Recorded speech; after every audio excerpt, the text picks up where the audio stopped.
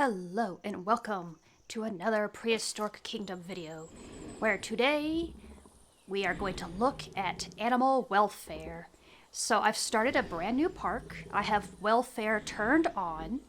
Now, this is a quick word of warning. Animal welfare is work in progress. It is probably, most likely, almost definitely going to be tweaked, changed, and further improved upon. But I figure with early access coming out in a few days, that you guys might appreciate knowing how it works right now so you know what to expect. So I'm kind of just composing pictures right now because I can. Oh, look at how sweet they are. But all right, let us go and I'll quickly explain what parts of welfare are in the game right now, what you can expect if you play with welfare on, and, in general, how it all works. And like I said, it is work in progress. It's going to change. It's going to be improved on. This is just to help you when you go into early access to figure out what you're supposed to do. Also, I love that I can just swap these guys around and make poses. It's fun. All right, anyways, let's take a look at animal welfare in Prehistoric Kingdoms. Awesome zoo simulator, park building, whatever you want to call it, game. Okay, here we are on the nursery menu. Let me run down the basics of how welfare currently works. This will probably change as early access goes on, but for now, I'm going to show you what to expect if you decide to buy early access. And we're going to use the para as an example, alright? I'm going to go ahead and pause it because I've actually already done this whole thing once. And for some reason, the video stuttered like crazy, which is not very good when I'm trying to give a little step-by-step tutorial. So we're going to pause it in the hopes that whatever is going on with my computer, this will make it better. So first and foremost, I am going to cover what this means down here, okay? This changes based on each dinosaur. Minimum size, that is how big of a habitat it wants. Pretty standard. Pretty straightforward. Habitat exhibit crowding. 30%. You want it in this gray area. This is the number of animals in its habitat. I've not had anything go over. If you put in a crap ton, probably will go over, but I've not had anything go over. But yeah, you want it in this gray area. Temperature, not implemented yet. Fence security, not implemented yet. Now, over here, this is the biomes that they prefer and demand, actually, wetland, temperate, and coastal. He'll be happy as long as you put those in there. Put anything else in there, like tropical or desert, and he will not be happy. And he will let you know, even if it's just one itty-bitty little tree that he doesn't approve of. So stick to the recommended plants. Forest, 20 to 50% habitat needs to be forest. Now, when they say forest, they don't mean just trees. This is all plants. This is ground cover. These are ferns. These are reeds. These are cattails. Anything plant-wise, that's lumped into forest. And he wants 20 to 50% of his habitat to be plants. Now water, 10 to 40%. And then, of course, their diet, plants and fruit. Easy peasy, right? Well, it gets a little more complicated than that if you want to mix multiple species. And I say that because it's not just, oh, I want to mix a para with a Camarasaurus. Keep your eye down here and watch. Oh no, it's changed. That's because this is a different para. This is a different species. These are two different para species. And this one has completely different requirements. He's fine with a smaller habitat, 12,000 instead of 16. He likes tropical and wetland only. And he wants more plants and more water in his habitat than this para up here.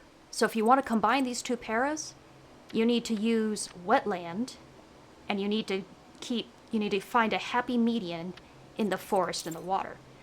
But oh wait, this isn't even a para. This is a Tyrannosaurus. He has completely different needs as well. And he needs 20,000 in his habitat. So that's something to keep in mind.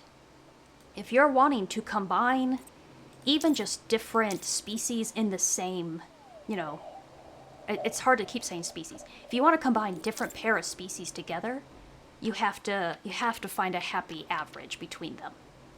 Now, this isn't the case for every kind of dinosaur. Like, let's say we go to Lambio, because it's Lambiosaurus lambi. Oh wait, lambi.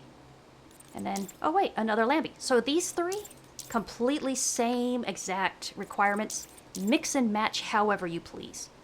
No problems here. They're the exact same. So, you know, that's not an issue. And like, what if you want to combine two very different animals? Not just all paras. Well, let's say we take Camarasaurus here. Well, he likes desert and scrubland and coastal. Well, that's not too bad. 20 to 55% plants, very low water. Well, if you want to put something else in with him, you just have to find something that has a very similar requirements. Now, I like to put Protoceratops in with him. Because look, desert, scrubland, 20 to 50% plants, and oh look, very little water. As long as you don't use... Oops, not that one, this one. As long as you don't use coastal and you stick to scrubland and desert, Camarasaurus and Protoceratops will be completely happy with each other. So, I mean, you can do mixed habitats like that, you need to pay attention to what they require, you know? Like, it's the same with Edmontosaurus, like this one. He only wants wetland and coastal, but look, he has such a high crowding tolerance. That's cool. You could do massive herds of these guys. And then, of course, this one, look, he's got all these different options he likes, but he wants 50 to 90% of his habitat to be forest. So he's going to be hard to mix with things that don't like a lot of forest because they're not going to be happy. It's going to be, oh, he wants 60 to 100% forest. So, like, with that high of a forest requirement, you're not going to be able to put him in with Tyrannosaurus, for example. They're just never going to be happy. If you make one happy, the other's going to be unhappy. They're never going to be happy together. Not unless you play in sandbox with welfare turned off, where you don't even have to worry about that. But that's, sandbox with welfare turned off is not what this video is about. This video is about showing you what to do when you have welfare turned on. So hopefully that helps you understand. This stuff down here is very important. Like, this Pachyrhino, he only wants wetland. This Pachyrhino is fine with wetland and coastal. But this Pachyrhino wants temperate and boreal because he's apparently, you know, a woolly Arctic one, I guess. But yeah, so when you're making your habitats after early access is out and you're playing in early access, keep your eye on all this stuff down here because it's very important, especially if you want to mix herbivores together. And like carnivores have the same exact needs and requirements as well, but being carnivores, I wouldn't recommend mixing and matching them together. Now see, these are different species here. These two are the same species.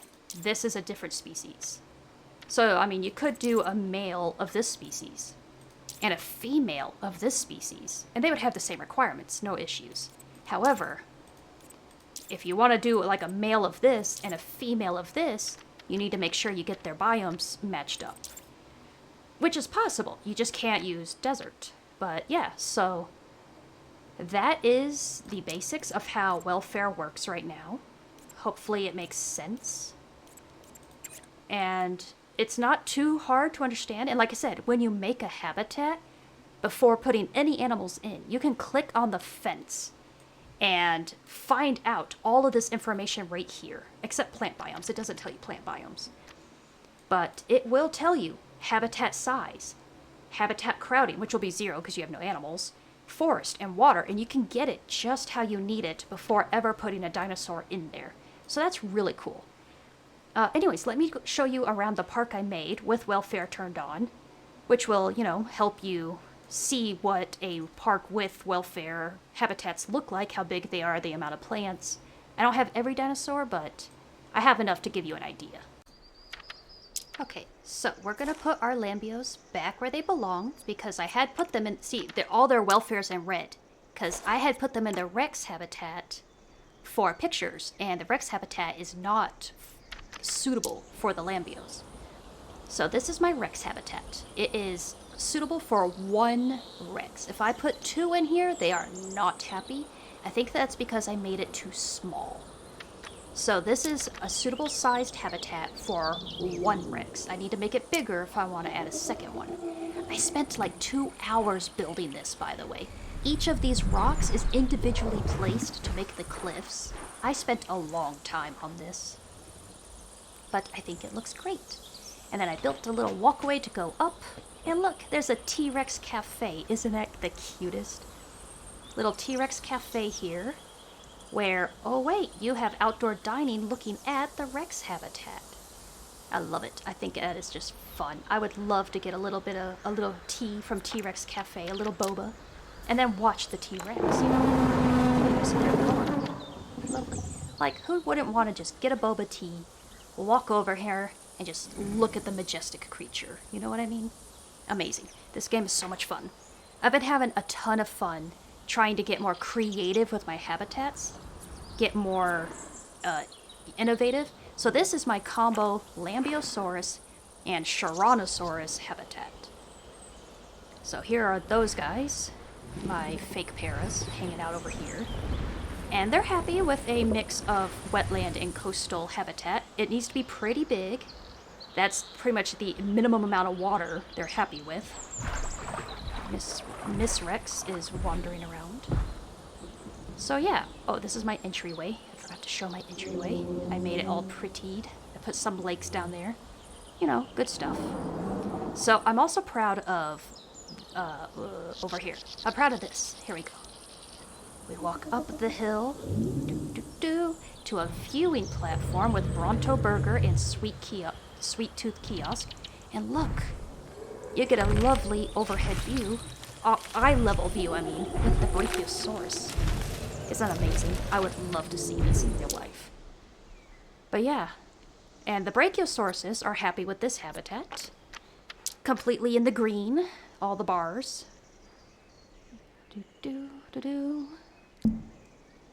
So I have not been using grass in my habitats.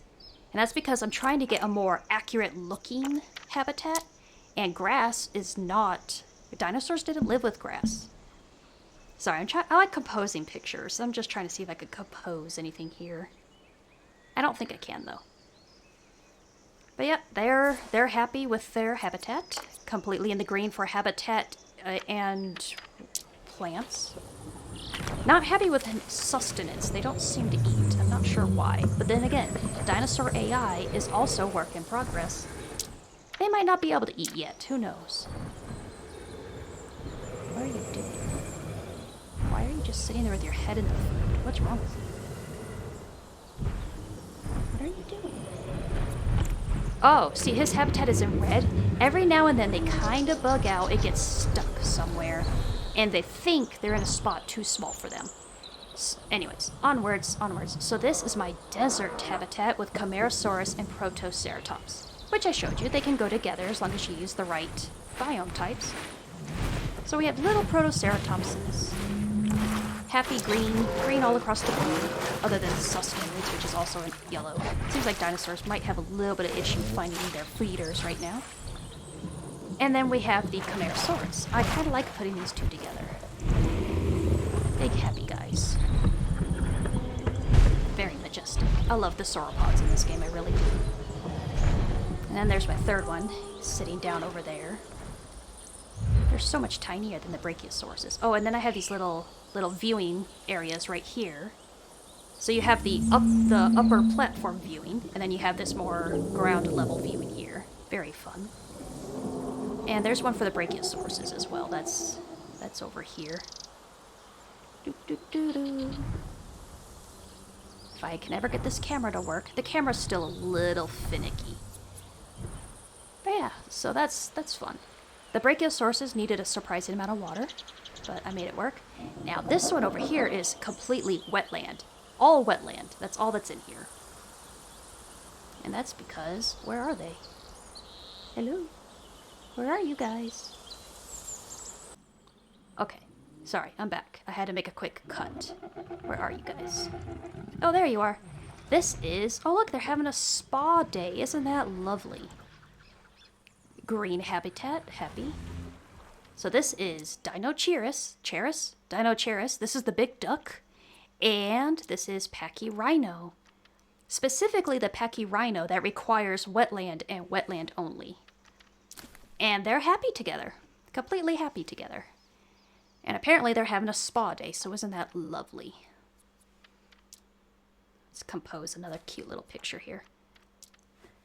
But I won't waste your time with that. Let me just pause real quick while I take my photos. I know I take a lot of photos, and some of you don't like it. Man, I love this model. Their Pachyrhino model is just, like, amazing. I absolutely love it. There, we take a little picture, just like so. Anyways, so yes, this is the Pachyrhino and Dinocheirus, whatever habitat. This one is eating some foodies. They are eventually going to be able to eat fish as well as plants, but the fish feeder is not implemented yet. They are fun little guys. This is the male, and this is the female. They make really interesting sounds in the game. But yeah, so this has been a fun wetland habitat to build.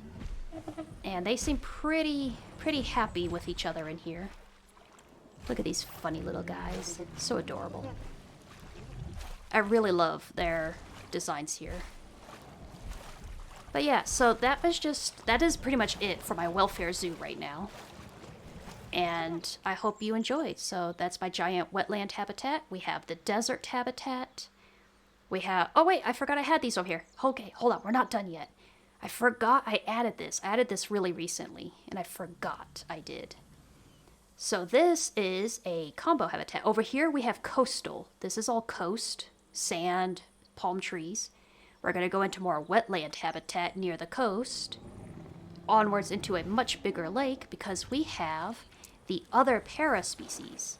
The Cura, whatever, the short-crested one. Little tiny crested guys. Yeah, I have these guys over here in their coastal/wetland. And we also have Nasutoceratops, who are, all of them are sleeping apparently. Why are you guys so lazy? Are you nocturnal? Haha, that's a joke. They're not nocturnal. But yeah, so I forgot I added this over here.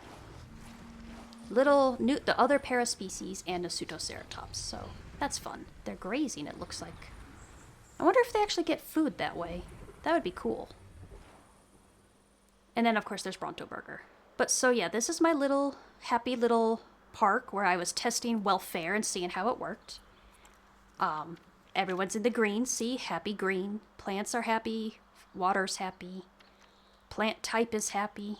You can see the plant type you're using is highlighted in green. And, like, this one is only using scrubland, so they're both happy. Or, like, over here, where's the Dinocheirus? There you are. Happy, happy, happy. Everyone is happy. And then, like, this one has wetland and tropical, I think? Yeah, that's tropical. So wetland and tropical for Nasuto and this para over here, where I also made this cute little fake beach. Anyways, so I hope this has helped you understand the welfare aspect of the game, and might help prepare you, for those of you that plan on getting it in early access. This will help you prepare you for what to expect of your dinosaurs if you play with welfare turned on. And brachios, seriously, I built you this giant habitat over here. So, I mean, why don't you explore more areas? They're always right here. Maybe they just like the people. I don't know. Go, play. Play in the water. Okay, see, this only sees a range around them, not the entire way, but you guys can cross the water. So, do so. Anyways, I'm going to end this video here. I'm going to do one more video before early access launches. You can expect it on Tuesday morning. And I'm going to cover the modular building, because you can build your own buildings here. So in that one, you can look forward to seeing modular building, how it kind of works, and some of the stuff I've built while experimenting with it. And in the meantime, I hope you have been enjoying these Prehistoric Kingdom beta videos. I know I have. And I just absolutely love these brachiosauruses. They're so photogenic. Look at how majestic he is. But also, I have been really enjoying the game. I can't believe I forgot I had it for so long and haven't been taking advantage of it. But that's okay. I feel like I made up for it in this past week getting ready for early access. So, look forward to one more video on Tuesday. And for now, that's all. Thank you for watching.